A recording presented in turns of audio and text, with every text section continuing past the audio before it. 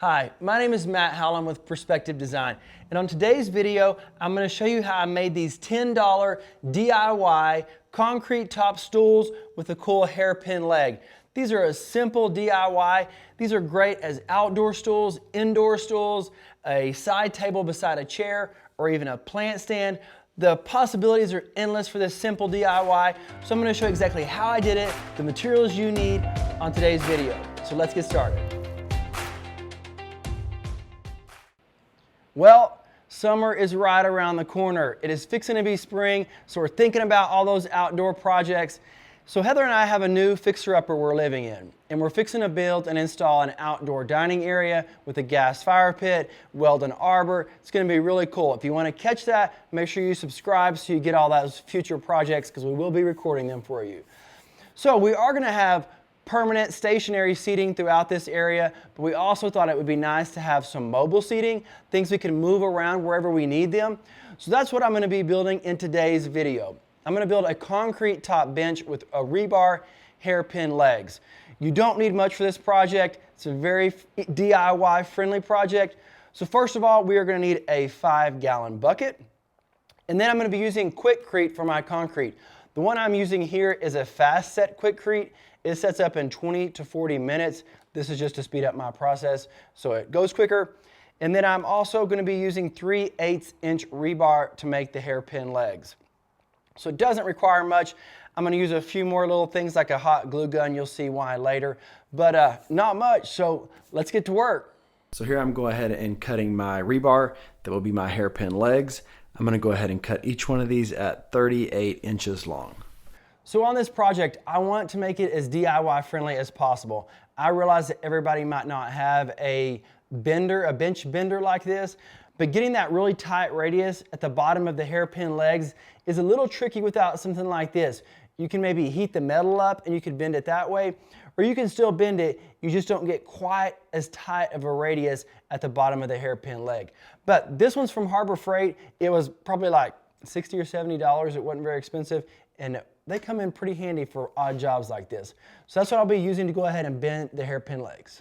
So here I am measuring each piece that will be my hairpin legs to give me the center. I'm just measuring 19 inches for the very center. That way I know where to create my bend for my hairpin legs. So here I'm just setting up my bender. You go ahead and insert your leg where I mark the center point.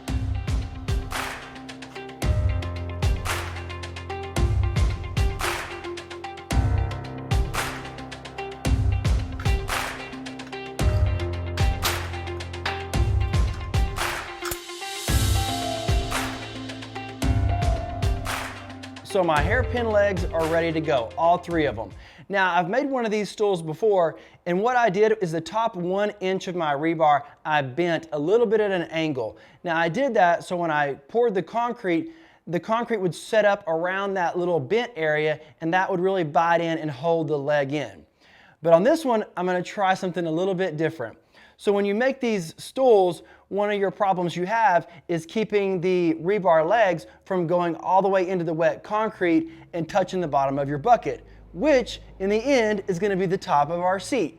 So one thing you can do is set that in there and use some hot glue or some tape around the edges. That way you can hold your hairpin legs in place. But on this one, I'm actually going to allow the rebar tips to touch all the way to the bottom of the bucket, which will show in the finished product on the top of the stool. So we'll see how it goes. It might be a little sharp, might have to file it down or sand it down, but I'm kind of curious. Try something different, have a little fun.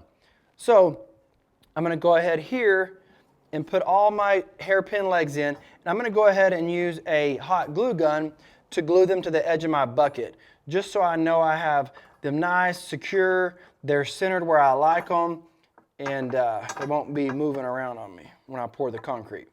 So here I'm going to go ahead and mix up my Quickrete.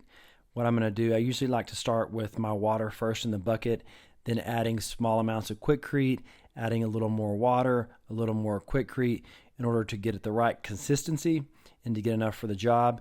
You want it to be pourable, but not too soupy. So you just want to go ahead and stir it to get a nice kind of pancake, a little bit thick consistency without being too runny. So our concrete is mixed. Our hairpin legs are nice and stable from that the hot glue, so we know nothing's going to move. Everything's where we want it. So I'm going to slowly just pour in the center.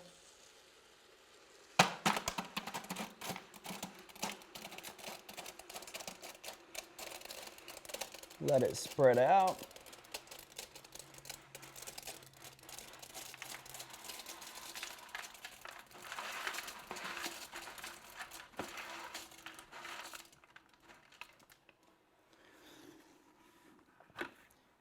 Now, the trick to getting it nice and smooth without a bunch of holes is to tap it. I think one of my hot glue came loose. That's okay. Go ahead and keep tapping it. There's all these little bubbles that are going to pop up in there. That's all the air working its way out of the concrete.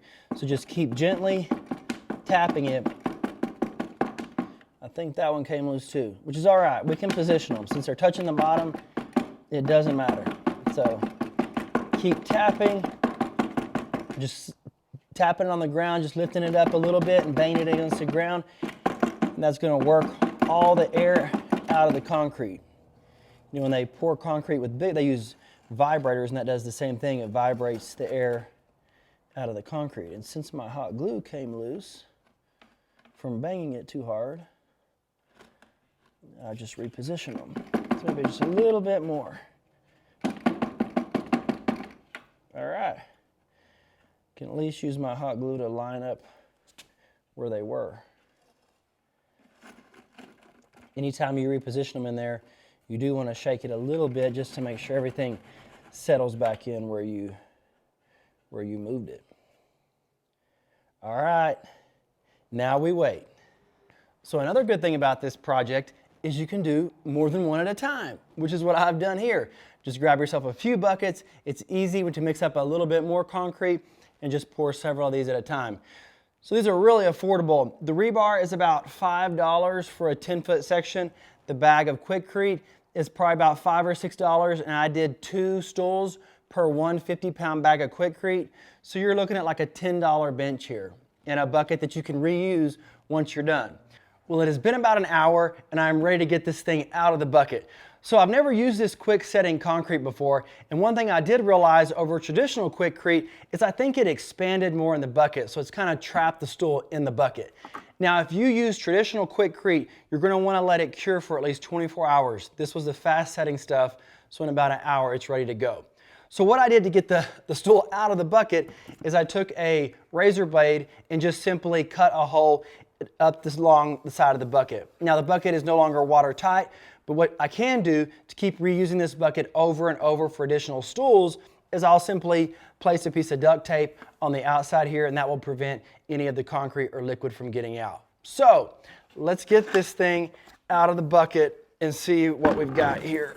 Ugh, it's a beast. All right, so it actually turned out great. So the next thing you can do is take some fine sandpaper. Here is some 150 or 200 grit sandpaper. You can actually take it and sand down around the edges. Really, this has turned out pretty good. There's not many sharp edges. You will see some bubbles in the top, and that's just air holes. That is why I tapped it. Maybe I didn't quite do it enough. But you notice it's kind of this dark gray color. That's because of the moisture that's in the concrete. It will continue to cure over the next day or so to that light gray, cool concrete color we like. Here's the other one I made. The funny thing about this one, you know, I wanted my rebar to go all the way through and show through. I actually can't see it at all. So anyways, that's kind of the fun part of these projects. Well, I hope you enjoyed this video. This was an awesome little $10 DIY. These stools can be used outside stools, inside stools, beside a chair as a side table. You could use it as a plant stand. So many possibilities for this simple $10 DIY. I hope you enjoyed it. Please give the video a thumbs up. If you want to see more content like this, go ahead and subscribe, and we will see you guys next time.